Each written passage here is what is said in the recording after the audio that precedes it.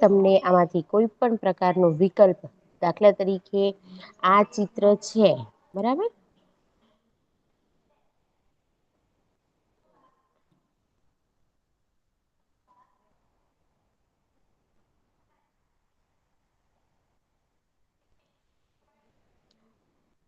આ ચિત્ર છે, એ ચિત્રમાં તમે કોઈ પણ તમને શરીરનું અંગ બતાવવામાં આવે ને તમને એમ કે આ શરીરનું અંગ કયું છે, બરાબર. તો તમે એમાંથી જોઈ શકો. જેમ કે અહિયાં તમને આ ચિત્ર આપેલું હોય અને પછી એમ કે આ શું છે, એરો કરીને સંસ્કૃત અને ગુજરાતીમાં લખો. તો તમારે ઈ સંસ્કૃત અને ગુજરાતીમાં તમારે લખવાનું થાય. અથવા તો તમને ઓપ્શન આપેલા હોય, બરાબર. ઓપ્શનમાં તમને 2-3 વસ્તુ આપેલી હોય, હોઠ આપેલા હોય, નાસિકા આપેલી હોય, દાંત જીભ આપેલી હોય, બરાબર. તો એમાંથી જે સાચું હોય એ સંસ્કૃત શબ્દ તમારે લખવાનો. અગર તો તમને છે ને મસ્તકમાં અહીંયા વાળ પણ આપેલા હોય, લલાટમાં કપાળનું ચિત્ર પણ આપેલું હોય, તો ચિત્ર પરથી તમારે સંસ્કૃત જે શબ્દ છે એ વિકલ્પમાં તમને પૂછી શકે, બરાબર ને. એવી જ રીતે પછી મેં તમને એવું કહ્યું હતું કે તમે જે સાચો શબ્દ છે એ પસંદ કરીને લખો. દાખલા તરીકે હું તમને એમ પૂછું કે અહિયાં ઉદરમ છે, બરાબર. તો ઉદરમ એટલે ઉંદર અથવા તો પેટ. તો એમાંથી સાચો શબ્દ કયો થાય? ઉદરમ પેટ એટલે પેટ અને ઉદરમ એટલે ઉંદર, બરાબર. તો ઈ પેટ સાચો ખોટો શબ્દ છે એના પર ચેકો મારી સાચો શબ્દ તમે લખી શકો છો, બરાબર. પછી મેં તમને 3 પ્રશ્નના જવાબ લખાવ્યા છે. મસ્તકના અંગોના નામ, ધડના અંગોના નામ અને હાથ પગના અંગોના નામ. આ 3 પ્રશ્નો છેલ્લે આપણે લખ્યા હતા. લખ્યા હતા ને? ગર્લ્સ.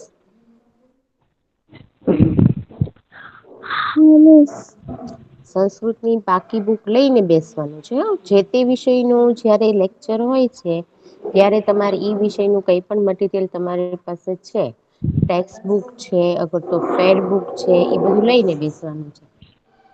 તો અહિયાં તમને મસ્તક, ધડ અને હાથ પગના અંગોના નામ મેં તમને લખાવેલા છે. એ 3 પ્રશ્નોના જવાબ તમને એક વાક્યમાં પૂછાઈ શકે, બરાબર. પછી તમને એવું કે લલાટમ. દાખલા તરીકે આ લલાટમ છે ઈ ધડનું અંગ છે. તો તમે એમાં શું પાડો? સાચું પાડો કે ખોટું પાડો? ખોટું. કોણ સાચું પાડે? ખોટું. સાચું કોણે કીધું? સાચું કોણે કીધું બેટા? આ લલાટમ છે, બરાબર. લલાટમ છે ઈ કયું નામ છે? મેં તમને જયારે શીખવાડ્યું ત્યારે કીધું તું અહીં નામ છે. હા, તો અહીંથી આ બધા જે નામ છે ઈ મસ્તકના અંગોના નામ છે, બરાબર. તો આમાંથી કોઈ પણ નામ તમને પૂછાય ઈ મસ્તકના અંગોનું જ નામ છે, બરાબર. તો એવું મનમાં યાદ રાખી લેવાનું. તો એવી રીતે તમને ખરા ખોટા પણ પૂછાઈ શકે. જેમ કે પછી બીજું એવું પૂછાય કે ધડના અંગો છે, બરાબર, ઈ રમત ગમતમાં ઉપયોગી છે? ધડના અંગો છે એ રમત ગમતમાં ઉપયોગી છે? તો કયા અંગો રમત ગમતમાં ઉપયોગી છે? હાથ પગ. Very good. તો આવી રીતે પણ તમને સાચું અને ખોટું પૂછાય શકે, બરાબર. તો ઈ તમને યાદ રાખવાનું છે. પછી એમ પૂછાય કે દાંત છે ઈ ભોજન કરતી વખતે ઉપયોગમાં આવે છે? આવે છે? હા. બરાબર. પછી વક્ષ છે, વક્ષ અહીંયા આપેલું છે, જુઓ તમે. અત્યારે ચિત્ર છે પણ પરીક્ષામાં ચિત્ર હશે નહી, એટલે હું તમને સરસ રીતે સમજાવું છું, બરાબર. આ વક્ષ છે ઈ મસ્તકનું અંગ છે. સાચું કે ખોટું? ખોટું. ખોટું. Very good. પછી ધડના અંગો જે છે ઈ લેખન કાર્યમાં તમને ઉપયોગી છે? ખોટું. ખોટું. ખોટું. તો કયા અંગો ઉપયોગી છે? હાથ. હાથ ને પગના, બરાબર. પછી તમને સંસ્કૃતમાં થોડુંક નામ આપે. એક આ નામ, સોરી, આ નામ આપે છે, પછી આ નામ આપે છે, આ નામ આપે છે, આ નામ આપે છે, બરાબર. અને એની આગળ તમને તમને આ બધા નામ આપે છે, બરાબર. પછી તમને એવું કે છે કે ચલો હાથ, પગ અને મસ્તક આ અંગોને અલગ કરીને લખો. તો તમારે પેલા મસ્તકના અંગો, પછી ડેશ કરીને જેટલા નામ મસ્તકના અંગોમાં આવે છે ઈ, પછી નીચે ધડના અંગો, પછી ડેશ કરીને ધડના અંગોમાં જે આવે છે ઈ, અને પછી હાથ પગના અંગો, જે હાથ પગના અંગોના નામમાં આવે છે એ, બરાબર. તો આવી રીતે તમારે લખવાનું છે. વર્ગીકરણ તમે શીખી ગયા હશો. શીખી ગયા છો ને? હા મિસ. બરાબર. તો એવી રીતે તમારે અહીંયા નામ અલગ પાડીને પણ પૂછી શકે. તો તમને આવડવું જોઈએ, બરાબર. પછી ખાલી જગ્યામાં પણ એવું પૂછાય કે મસ્તકનું અંગ પછી ખાલી જગ્યા છે. તો એમાં તમને આમાંથી કોઈ પણ નામ આપે. તો ઈ નામ છે ઈ તમને આવડતું હોવું જોઈએ. આપણે આગળ જોઈએ. જુઓ અહીંયા તમને ચિત્ર આપેલું છે, બરાબર. જોવો છો ને બધા? હા. તો આ શેનું હા મિસ. ચિત્ર છે? પેલું ચિત્ર છે એ કયું છે? મસ્તક. મસ્તકનું ચિત્ર છે. ખાલી આપણે મસ્તક જ અહીંયા દેખાડવામાં આવ્યું છે. કોઈ અંગો દેખાડવાના નથી, બરાબર.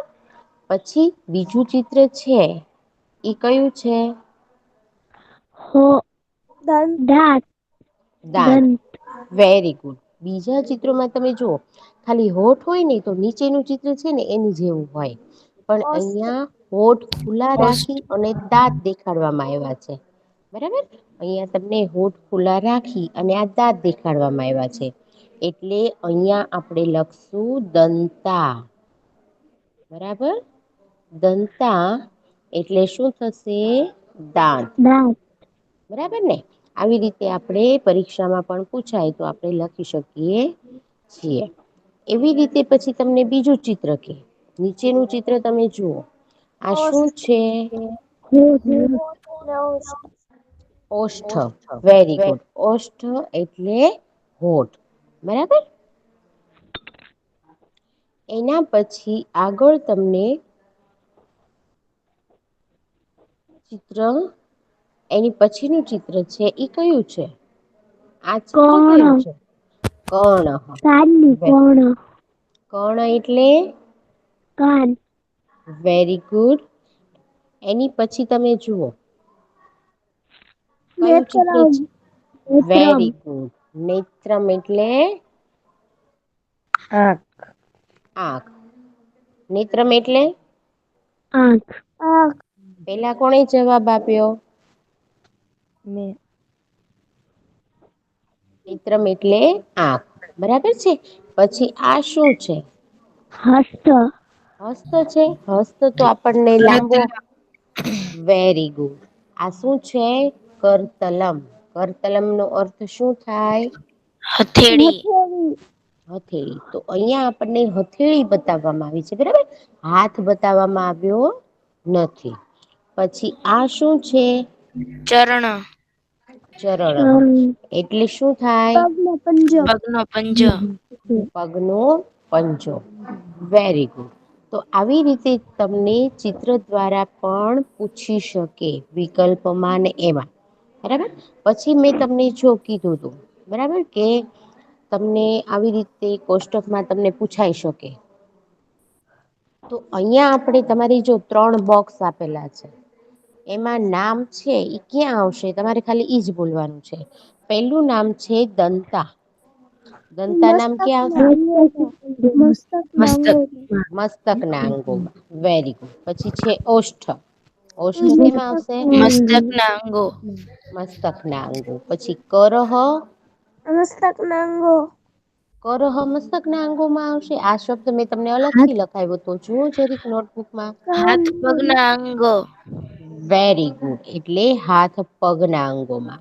પછી નેત્રમ એટલે મસ્તકના અંગો. વક્ષ એટલે ધડના અંગો. ધડના અંગો. નેત્રમ અને વક્ષ એટલે ધડના અંગો. Very good. પછી મુખમ એટલે મસ્તકના અંગો. મસ્તકના અંગો. મસ્તકના અંગો. Very good. પછી ઉદરમ એટલે ધડના અંગો. ધડના અંગો. પછી નાસિકા એટલે મસ્તકના અંગો. Very good. ચરણ એટલે હાથ પગના અંગો. સ્ક્રીન પ્રેઝન્ટ અને કરીને તો વહી ગઈ તમારી સ્ક્રીન. પૂજા ના જાબે પ્રેઝન્ટ કરી. Okay okay. જીહવા એટલે જીવા એટલે હાથ પગના અંગો. મસ્તકના અંગો. મસ્તકના અંગો. Very good. જીહવા એટલે મસ્તકના અંગો. બરાબર. સ્ક્રીન કોણે પ્રેઝન્ટ કરી હતી? અજબ સુજા. કેમ બેટા ભૂલમાં થઈ ગઈ? ચલો આવી ગઈ? હા. ઓકે. તો આવી રીતે તમને આ બધા નામ છે એ અલગ અલગ રીતે કોષ્ટકમાં તમે સરસ રીતે જવાબ આપ્યો. બરાબર. તો આવી જ રીતે પરીક્ષામાં પૂછાય તો તમને આવડે ને કે નામોનું વર્ગીકરણ કરીને અલગ કરીને લખો. બરાબર. હા મિસ આવડે. ઓકે. એના પછી પ્રવૃત્તિ છે. હવે જુઓ આપણે પાઠ બીજો સમજવાનો છે. શું સમજવાનું છે? પાઠ બીજો. હવે તમે અહીંયા સ્કૂલે હતા ને તો આપણે એક્સરસાઇઝ કરતા હતા ને? હા. હા મિસ. હે ને? તો હવે કરો છો ઘરે કઈ? નહીં. વેલા ઉઠીને ઠંડી ઉડાડવા માટે કઈ કરો છો? રોલ કે મિસ. નહીં. કેમ? તો કરવું જોઈએ ને બેટા. ઠંડી ઉડે એના માટે થોડુંક વેલા ઉઠી અડધી કલાક આપણે ઘરે એક્સરસાઇઝ કરવી જોઈએ. સૂર્ય નમસ્કાર કરવા જોઈએ. બરાબર. અભ્યાસ ઈ આપણી માનસિક જે છે ને માનસિક શક્તિ એનો વિકાસ કરે છે. બરાબર. જ્યારે એક્સરસાઇઝ છે, કસરત છે ઈ આપણી શારીરિક તંદુરસ્તીનો વિકાસ કરે છે. શારીરિક તંદુરસ્તી જાળવી રાખે છે. એટલા માટે અહિયાં આપણા જીવનમાં કસરતનું કેટલું મહત્વ છે ઈ દર્શાવતો પાઠ સંસ્કૃતમાં આપણને આપવામાં આવ્યો છે. હવે તમારે પેલા ટિપ્પણ લખવાના છે. શબ્દના અર્થ. બરાબર. સૌથી પહેલા તમારે શબ્દના અર્થ લખવાના છે. એટલે નોટબુક છે ને એ લઈને બેસો. નોટબુક લઈને બેસો. હા. દરેકે નોટબુક્સ પેન પેન્સિલ જેનાથી લખતા હોય એ લઈ લીધું બેટા? મિસ 2 મિનિટ હો. હો ઓકે.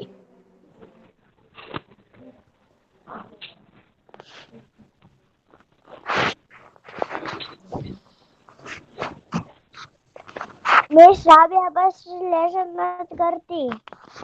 કેમ નથી કરતી?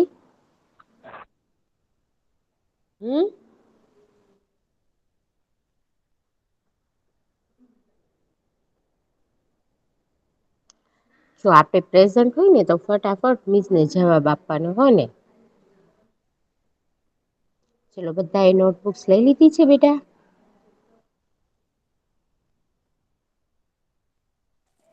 હા. ઓકે. સૌથી પહેલા નવા પેજ ઉપર લખો પાઠ 2. પાઠ 2. દક્ષિણ પાદમ. દક્ષિણ પાદમ. પછી તમારે અહીંયા ગુજરાતી કાઉન્સ કરીને એનો ગુજરાતી લખવાનું છે. જમણો પગ. જમણો પગ. હવે જો આ શબ્દ તો છે ને એ આપણે આગળ શીખી ગયા. શરીરના અંગોના નામમાં કે પાદમ એટલે પગ. બરાબર. તો આ દક્ષિણ નો અર્થ શું થાય? તો કે દક્ષિણ એટલે જમણો. દક્ષિણ નો અર્થ શું થાય? જમણો. અને પાદમ એટલે પગ એટલે કે જમણો પગ. તમારે અહીંયા કાઉન્સ બનાવી અને એનું ગુજરાતી લખવાનું છે પાઠનું કે જમણો પગ. દરેકે લખી લીધું બેટા? હા. ઓકે. હવે અહીંયા તમે જો ચિત્રમાં જોઈ શકો છો કે બધા એક્સરસાઇઝ ના દાવ છે. હું ધીમે ધીમે સ્ક્રીન ઓછી કરું છું. બધા જોજો બરાબર કે આ બધા એક્સરસાઇઝ ના દાવ છે. દેખાય છે ને તમને? એમાં બધામાં અલગ અલગ એક્સરસાઇઝ બાળક કરે છે. કરે છે ને? આ ટેક્સ્ટ બુક મેં તમને મોકલેલી પણ છે. કરે છે ને? હા મિસ. તો મિસ આપણો જે ફરીથી મોકલ, મારે ડિલીટ થઈ ગઈ. હા મોકલી દઈશ હો બેટા. હવે અહીંયા જુઓ. આ છે ને પહેલો શ્લોક છે. આ છે ને પહેલો શ્લોક છે. તો એક કરીને એના શબ્દાર્થ લખવાના છે. બધા શ્લોક છે ને એની આ લીટી છે ને ઈ સરખી જ છે. બરાબર? એટલે આ લીટીનું ગુજરાતી, આ લીટીના શબ્દાર્થ તમારે વ્યવસ્થિત પાકા કરો એટલે તમારે એક એક લીટીનું જ તમારે પાકું કરવાનું રહેશે. સમજાણું તમને? પહેલો જે શ્લોક છે એનું ભાષાંતર આપણે તમારે શીખવા માટે શ્લોકની દરેક બીજી લીટી સરખી છે. વ્યવસ્થિત એનું ભાષાંતર કરો એટલે પેલી એક જ લીટી સરખી રીતે યાદ રાખવી પડે. બરાબર? ચલો પેલા લખો દક્ષિણ પાદમ. દેખાય છે ને સ્ક્રીન પર બેટા? હા મિસ. ઓકે. તો લખો દક્ષિણ પાદમ.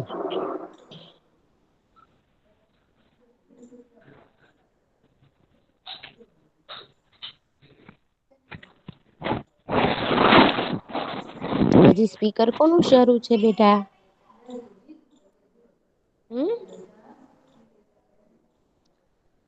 એની સામે બરાબર કરીને લખો જમણો પગ. જમણો પગ.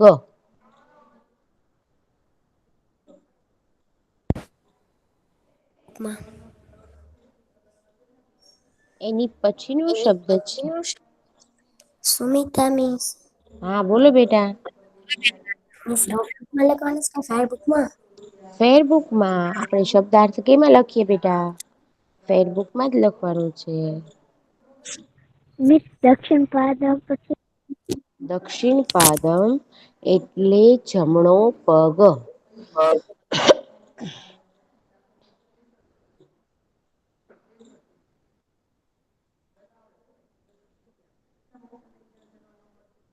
લખાઈ ગયું? હા. પછીનો શબ્દ છે પુરસ્કુરુ. પુરસ્કુરુ. મિસ મારો રોલ નંબર લખી નાખો 17. 17. ઓકે બેટા. બસ? ચાલો. હજી લખાવાનું શરૂ જ કર્યું છે બેટા. નવા પેજ ઉપર પાઠનું નામ લખીને શબ્દાર્થ લખવાનું શરૂ કરી દો. ઉપર સૂચના લખો. હા મિસ. પાઠ 1 નવા પેજ ઉપર દક્ષિણ પાદમ કૌંસમાં જમણો પગ અને નીચે લખો શબ્દાર્થ અથવા ટિપ્પણ તમે જે લખતા હો. બરાબર? પછી પેલો ટિપ્પણ અથવા શબ્દાર્થ છે દક્ષિણ પાદમ એટલે જમણો પગ. બીજો શબ્દ છે પુરસ્કુરુ એટલે આગળ કરો. પુરુ એટલે આગળ ને કુરુ એટલે કરો. જો અહીંયા છે ને તમને પૂરું આપેલું છે.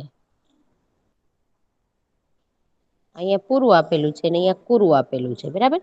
પૂરું એટલે આગળ ને કુરું એટલે કરો. બરાબર? પહેલેથી બોલો ને. દક્ષિણ પાદમ એટલે જમણો પગ.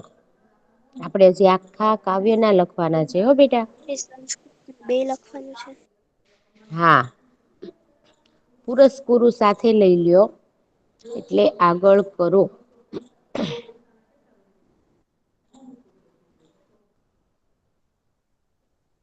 પછીનો શબ્દ લખો પૃષ્ઠમ.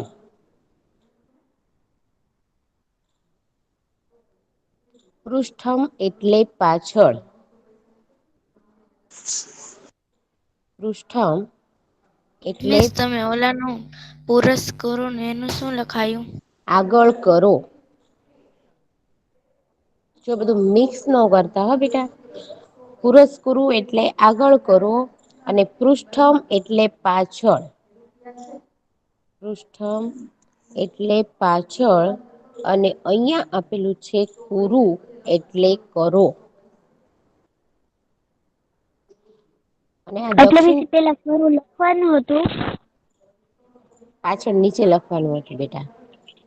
પૃષ્ઠમ એટલે પાછળ એની નીચે કુરુ એટલે કરો. મિસ આ એક મિનિટ. ગુરુ એટલે કરો. અને આ શબ્દ તો એકવાર આવી ગયેલો છે દક્ષિણ પાદમ બરાબર એટલે મેં તમને લખાવ્યો નથી. જે શબ્દ રિપીટ થશે એ હું શબ્દ બીજી વાર નહીં લખાવું બરાબર. પછીનો તમે લખો મંદ મંદ. મિસ ગુરુ પૃષ્ઠમાં શું બોલ્યા? કુરુ પૃષ્ઠમાં પાછળ કરો. પૃષ્ઠમ એટલે પાછળ ને કુરુ એટલે કરો. પછી મંદમ મંદમ. મિસ હા બેટા. પુરુષ કોરું એટલે પેલા ગુરુ પેલા પુરસ લખવાનું પુરુષ આ પુષ્ઠમ પૃષ્ઠમ એટલે પાછળ ને કુરુ એટલે કરો. એ બે અલગ અલગ લખવાનું છે ને? હા બેટા અલગ અલગ લખવાનું છે. પુરુષ કોરું એટલે પાછળ કરો. પુરસ્કૃત એટલે આગળ કરો અને પૃષ્ઠ એટલે પાછળ.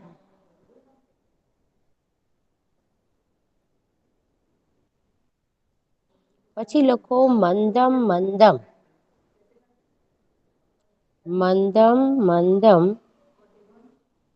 એટલે ધીમે ધીમે. મંદમ મંદમ એટલે ધીમે ધીમે. પછીનો શબ્દ લખો તમ. તમ એટલે તેને. જો અહીંયા અંડરલાઈન કરતી જાઉં છું એ શબ્દ લખવાનો છે. ન સમજાય તો સ્ક્રીન પર જોતા જજો બેટા. હા. પછીનો શબ્દ લખો તમ. હા બોલો બેટા.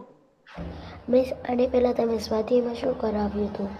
કાંઈ નથી કરાવ્યું બેટા રિવિઝન આ શબ્દાર્થ જ લખાવાના શરૂ કર્યા હા. Okay miss. તમ એટલે તેને. પછી ભ્રામય. ભ્રામય એટલે ફેરવો. રામય એટલે ફેરવો.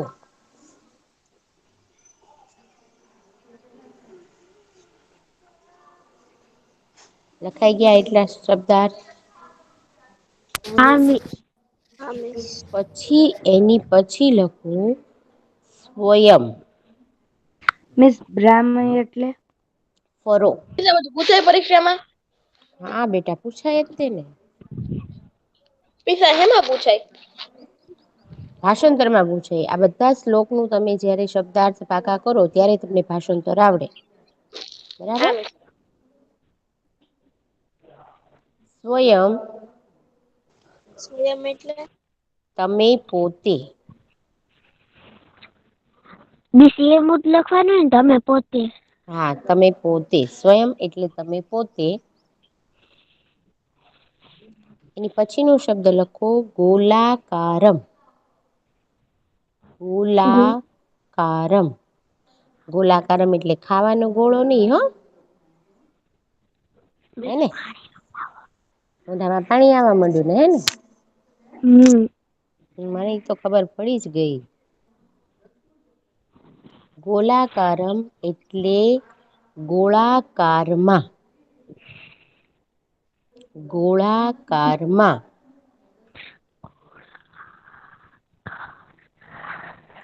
રમ ગોળાકારમાં. ગોળાકારમાં ભ્રમ, પછી છેલ્લો શબ્દ છે જુઓ તમે, ભ્રમ. મિસ સ્વયં એટલે સ્વયં એટલે તમે પોતે.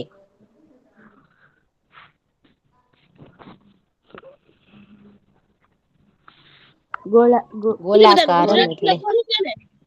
હા બેટા, ગુજરાતી જોઈ ને, શબ્દાર્થ આપણે સંસ્કૃતનું ગુજરાતી જ લખીએ છીએ. સંસ્કૃતની સામે એનું ગુજરાતી લખીએ છીએ.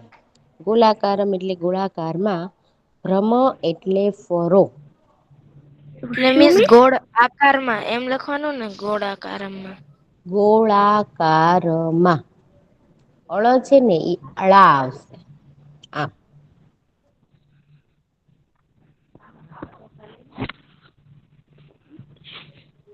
ભ્રમ નો બરાબર. અર્થ શું થાય?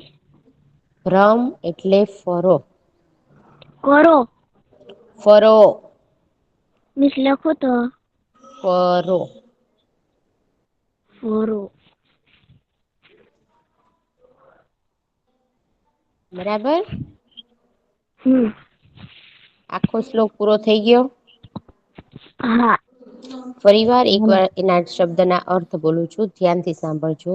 દક્ષિણ પાદમ એટલે જમણો પગ, પુરસ્કરો એટલે આગળ કરો, પૃષ્ઠમ એટલે પાછળ, કુરુ એટલે કરો, મંદમ મંદમ એટલે ધીમે ધીમે, તમ એટલે તેને, ભ્રામય એટલે ફેરવો, સ્વયં એટલે તમે પોતે, ગોલાકારમ એટલે ગોળાકારમાં, ભ્રમ એટલે ફરો. તમે પોતે પણ ગોળાકારમાં ફરો. બરાબર. ચલો હવે બીજો શ્લોક.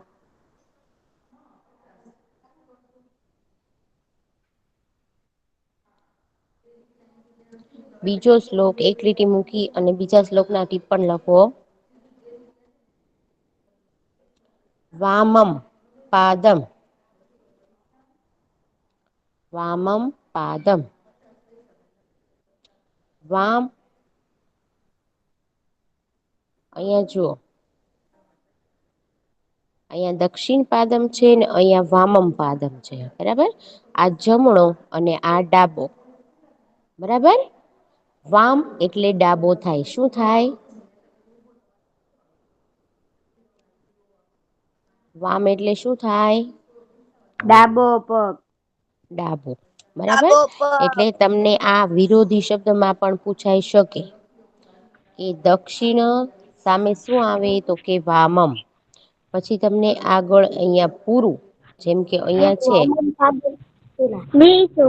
વારમાં પાદ એટલે? વામમ પાદમ એટલે ડાબો પગ. ડાબો પગ. બરાબર. પછી તમે પુરુષકુરુ નો અર્થ લખી લીધો છે.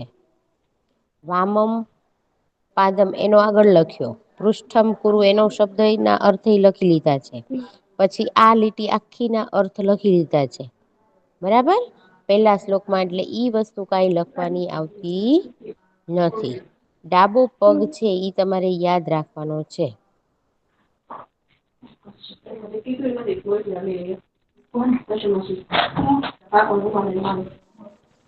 ચાલો એના પછીનો શબ્દ લખો, દક્ષિણ હસ્તમ. કયું મિસ?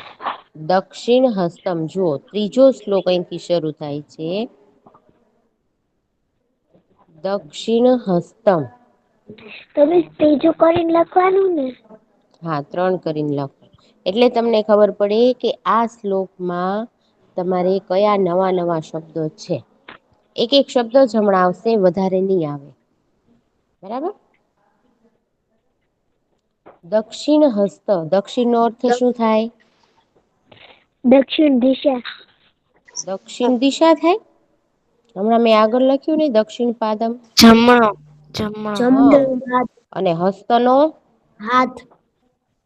તો અહીંયા હાથ. અર્થ શું થશે? જમણો હાથ. જમણો હાથ. Very good. અને દક્ષિણ દિશા કોણે કીધી?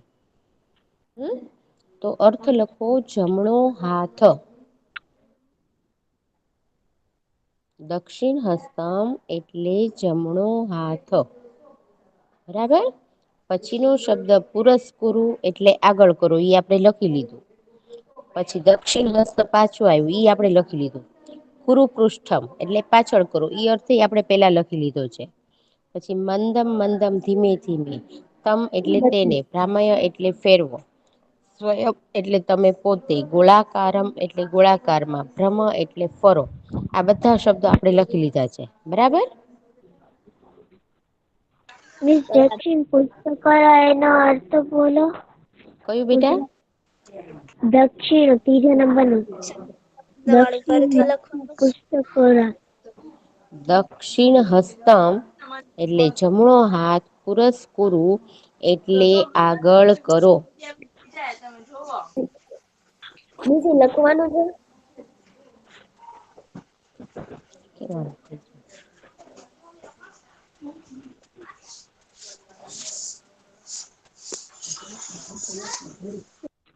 ત્રીજા શ્લોકમાં દક્ષિણ હસ્તના પછી પુરુષ કર પછી લખાવ્યો. ના પછી નથી લખાયું. બે જ વાર લખાવ્યા છે ને. હા. પુરસ્કુર એટલે આગળ ચાલવું. પુરસ્કૃ તો શબ્દ પહેલા જ મેં તમને લખાવેલો છે બેટા. મેસ અત્યારે નથી લખવાનો. અત્યારે નથી લખવાનો.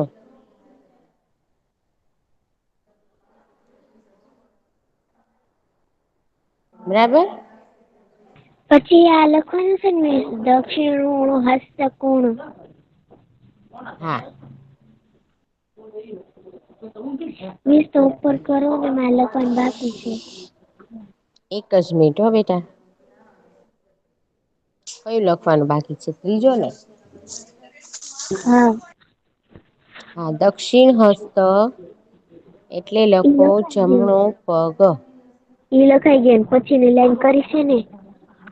હા ઈ તો પેલા ઉપર લખી નાખ્યા છે બેટા. બરાબર.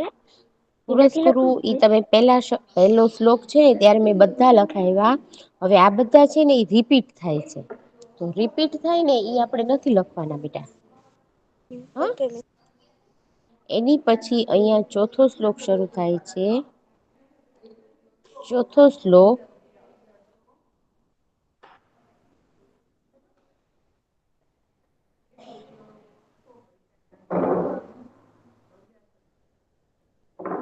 અહિયાં ચોથો શ્લોક શરૂ થાય છે એમાં લખો વામમ હસ્તમ. વામ એટલે આપણે શું લખ્યું? વામ એટલે આપણે શું લખ્યું? વામ એટલે ડાબો. હસ્તમ ડાબો. હમ ડાબો. અને હસ્તમ એટલે હાથ. હા તો વામમ હસ્તમ એટલે લખો ડાબો હાથ. વામમ હસ્તમ. શ્લોક છે ને. ચોથો 4 શ્લોક નંબરનો છે આ. આ ચોથો શ્લોક છે બેટા. હસ્તમ એટલે ડાબો જમણો હાથ. મિસ બીજા શ્લોકમાં એક જ ઓલો છે ને. અત્યારે જો આ બધા શ્લોક ના શબ્દો છે ને આ બધા રિપીટ થાય છે. એટલે જે નવા નવા શબ્દો છે ને એજ આપણે લખવાના છે બેટા. બરાબર મેં તમને કીધું એમ જો અહિયાં તમે જુઓ આ લાઈન સરખી છે. આ લાઈન સરખી છે. તો આ બધાનું આપણે બીજી લાઈન તો લખી લીધી છે. એટલે ખોટે ખોટું રિપીટ કરી અને તમે કન્ફ્યુઝનમાં આવશો. એટલે આપણે જે નવા શબ્દો છે ને એજ લખવાના છે. વામમ હસ્તમ એનું ગુજરાતી શું લખ્યું તમે? ડાબો હાથ આગળ કરો. ડાબો હાથ. ખાલી ડાબો હાથ જ લખવાનો છે. આગળ કરો એવું લખવાનું નથી. મેં બરાબર ચોલું નથી લખવાનું તો પુસ્તક કરું. પુરુષકુરુ એક જ વાર આપણે પેલા શ્લોકમાં લખ્યું. ઈ બધામાં આવે એટલે આપણે ઈ રિપીટ નથી કરવાનું. બરાબર. ઓકે હા. હવે એના પછીનો શ્લોક જે છે ઈ લખો. એના પછીનો કયો શ્લોક છે? પાંચમો. અષ્ટાદશી. પાંચમો શ્લોક છે. હસ્ત દ્વયમ. દ્વયમ એટલે બે. બરાબર અને બે હસ્ત એટલે હાથ. એટલે બે બંને હાથ. હાથ લખવાનું છે. હસ્તદ્વયમ નો અર્થ લખવાનો છે બંને હાથ. બરાબર. પછી જો પુરસ્કુરુ એનો અર્થ આપણે લખ્યો. પછી હા બરાબર, આ બધા શબ્દો લખી લીધેલા છે આપણે, એટલે ઈ લખવાના નથી. ખાલી તમારે હસ્તદ્વયમ એટલે બંને હાથ. બરાબર. પછી હા શ્લોક છે, કેટલામો આવશે? શ્લોક પોગ્યો ને. છઠ્ઠો છઠ્ઠો. છઠ્ઠા શ્લોકમાં સર્વાંગ. સર્વ એટલે શું થાય? બધા બધા. અને અહિયાં સંધિ છે. હસ્તદ્રવ્ય પછી શું બોલ્યા? હસ્તદ્વયમ એટલે બંને હાથ. પછી કઈ નથી બોલ્યા. પછી ભૂલી જ નથી બેટા. ગર્ભાહી છઠ્ઠું યુજી લખવાનું શબ્દ લખવાનો છે ને? ના, ઈ તો હું તમને લખાવીશ બેટા, કોની સામે કયું આવી. હવે અહિયાં જો સર્વ એટલે શું આવે? બધા. અને અંગા એટલે સર્વાંગ એટલે શું આવશે? અંગ એટલે શું થાય? બધા જ અંગ. આપણા શરીર, બોડી હા, પાર્ટ. Very good. એટલે અહિયાં લખો સર્વાંગ એટલે બધા જ અંગો. સર્વાંગ એટલે લખો બધા જ અંગો.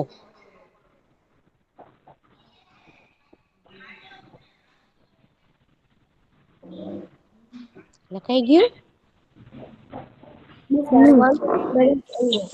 સર્વાંગ એટલે ખાલી આટલું જ લખવાનું છે. હા, એટલે બધા જ અંગો. એની પછીનો તમારે શબ્દ લખવાનો છે હી. જો અહીંયા ખાલી હી આપેલું છે. તો હી નો અર્થ થશે ખરેખર. શું થશે? ખરેખર. અને બાકીના બધા શબ્દો આવી ગયેલા જ છે. એટલે ઈ આપણેે લખવાની જરૂર. શું બેટા? આપણે જેમાં લખે છે ને એમાં છેલ્લું ગુરુ પુષ્ઠમ. કુરુપૃષ્ઠમ એટલે પાછળ કરો. આ જે શબ્દ છે એ તમે કયો ને આ. હા હા. ઈ તો આપણે પેલા શ્લોકમાં લખી લીધો, બધામાં એમ જ આવે છે. એટલે મેં રિપીટ નથી કર્યો બેટા. હા. પછી આ 7મો શ્લોક છે. 7મા શ્લોકમાં તમને થોડુંક જુદું જુદું આવશે. જેમ કે સર્વે. સર્વે એટલે હમણાં તમે કીધું. સર્વે એટલે શું થાય? બધા. બધા. અને મિલિત્વા એટલે શું થાય ખબર છે તમને? મળી મિલિત્વા એટલે મળીને. પેલા સર્વે નો અર્થ લખો. સર્વે એટલે બધા.